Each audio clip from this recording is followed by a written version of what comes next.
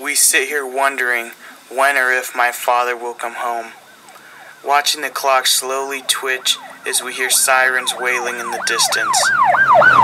We all hope for the best, but the pain will never be felt like the pain I carry with me now.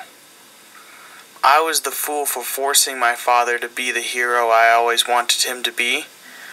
I am at fault for idolizing him for my hero. I wanted him to be a fireman, but now that he is a responder to the bombing, I fear for his safety. I wanted my father to be the cool one, whose father always was the lifesaver. I never feared for his life until last night when we felt the shockwave. After the phone rang, my heart was racing, and my heart came so far up into my throat I could not even breathe. All I can do now is be proud. Late last night, when we heard the bomb and felt the shock wave, we heard the phone ring. I know my father is being a hero, yet I wonder about his safety. I am waiting to see him cross the threshold. Because of my age, I am limited to what I cannot understand, and it is hard to explain my emotions I feel: anger, pain, guilt, and disgust. I pray for the life of my father and the sake of the lives of the others. That was a letter received from a small boy who lived on the other side of the bridge. He wrote this in class after the event. We struggle to understand the pain felt by this young lad. His father didn't come home.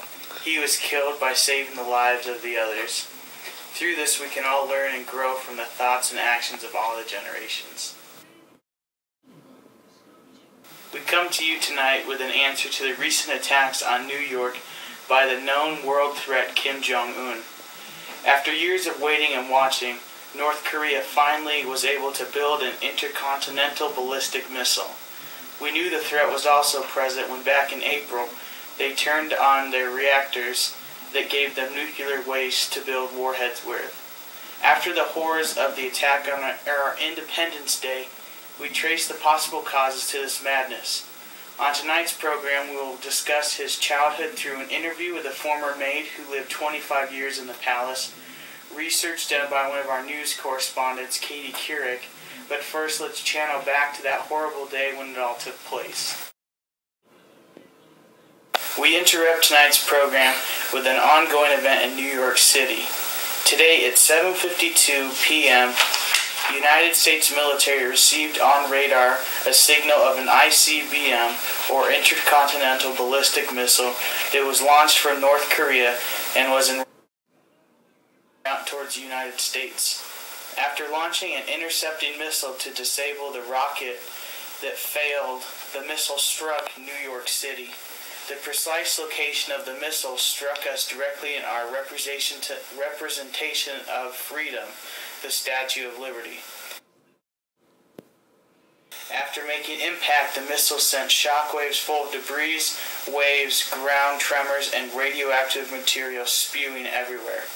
So far, a rough estimate of 1.3 million people dead and caused over $32 trillion in damage. Many speculate as to why the attack was sent by North Korea. The U.S. Secretary just announced minutes ago that Kim Jong-un is the culprit, and we received word that he has now been placed under custody by attack teams stationed in South Korea.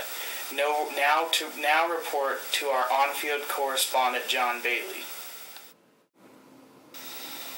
Alright, first off, John, what does it look like down there? Finch, well, it looks like that all speculations so far are entirely incorrect. The recent estimates now is placed in hundreds of trillions of dollars. The damage is sickening.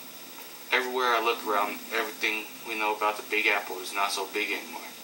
Rubble fills the streets, screams fill the air, and sirens wail as we clamber and try to regain the living and save the lives of those who are injured. At this time being, all we can do is pray for those who are risking their lives as well, for those whose lives were taken from the ruthless criminal. At this point, retaliation is a must. I can't even imagine what kind of sick person it takes to put these horrors displayed in front of the world and be able to sit back and smile. We all need to come together as a nation at this time of need. We all sit back and wonder what kind of country can raise such a ruthless criminal. Now we're going to speak to a former maid who lived in that palace for over 2 decades. In a country where freedom is not an option, where talking against the government automatically means death, we will hear from someone on the inside, a former maid. Due to the strict government and death and harm to his or her family, which still lives in North Korea, her name will be kept to Mary. Her voice will also be altered to protect her identity. So Mary, how did you come to a position as maid in the first place? I come from a long-line family who've been maids over several decades in the palace. Let's start from the day of his birth. Do you remember that day? I do very well. It was raining and the Supreme Leader was pacing the halls. But it wasn't any kind of rain. It seemed as if the heavens were crying because they were creating such a devil. Back and forth he walked up that hall. Hours and hours he paced as if waiting for the weapon he was going to use against the world. He didn't even care when the news reached him. All he had on his face was an evil, wicked smile. What do you mean he wasn't happy? The birth of your son is a very important event. What could have caused him so much pain and misery over the birth of his son? He seemed as if he didn't care. He only cared about the way the world viewed him. It seemed like that for most of Un's life, Un always tried to impress his father and grandfather, but never could. He pushed his son away every time Un watched to learn his father was too busy or just didn't want to show him. As a kid growing up, how was he treated? Un was always picked on because he is the youngest child. Game for play without him or against him. He could never catch a break. That little innocent boy never deserved the life he was given. Did this lead into his teen years? Yes, it did. His father loved to play favorite kids with other children in the home. But after the death of Kim Jong-un, one left. Why did you leave? I left because the good place I live in had gone. The pieces were missing from Un and his father too. Both of them turned black in the heart. I was the lucky ones enough to leave when I could. Thank you for letting us learn from you, Mary. Was the death of Song, or to Mary, the Supreme Leader, was the death of what was good in North Korea? We posed that question to our news correspondent Katie Couric for an answer. What she found is very surprising.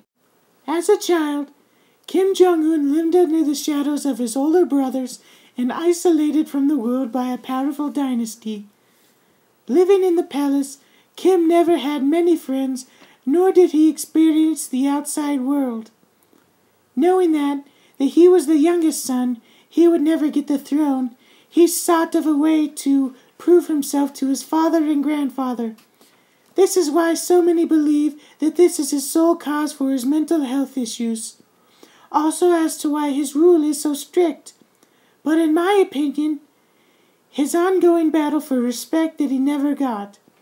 He never got any respect from anyone, and I believe that is why he is hard on his people with presenting a perfective image to impress the world.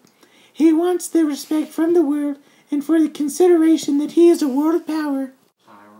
We sit now as a powerful nation who has the ability to respect, love, and come together as a nation to overcome any obstacles.